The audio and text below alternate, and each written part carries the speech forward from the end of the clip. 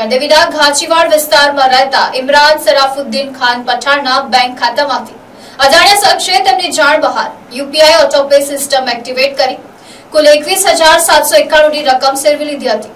Imran ગણદેવીમાં apex hotel પાસે લારી ચલાવે છે અને પેમેન્ટ માટે ગૂગલ પે સ્કેનરનો ઉપયોગ કરે છે.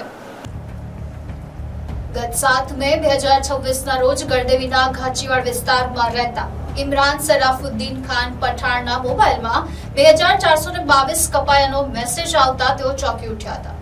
તપાસ કરતા માલુમ પડ્યું કે 7 માર્ચ 2025 થી 7 મે 2026 દરમિયાન તેમના ખાતામાંથી દર મહિને પોસ્ટ પેઇડ રિચાર્જના નામે નાની મોટી રકમ કપાઈ રહી હતી.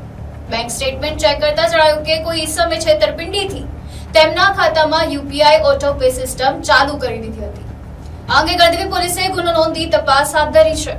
હાલમાં સાયબર ફ્રોડના ઘણા કેસો સામે આવ્યા છે, જેમાં ફસાઈને લોકોએ પોતાની જીવનની મૂડી ખોઈ બેઠા છે. માટે સાવચેત રહેવું જરૂરી છે. બેંક ખાતામાં અજાણી ઓટો પે સિસ્ટમ સક્રિય થવી જોખમી છે.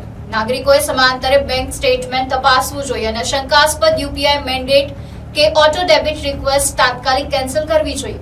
કોઈ પણ અજાણી લિંક પર ક્લિક ન કરવા અને નાણાકીય છેતરપિંડીના કિસ્સામાં તુરંત 1930 નંબર અથવા સાયબર ક્રાઇમ પોર્ટલ પર ફરિયાદ કરો.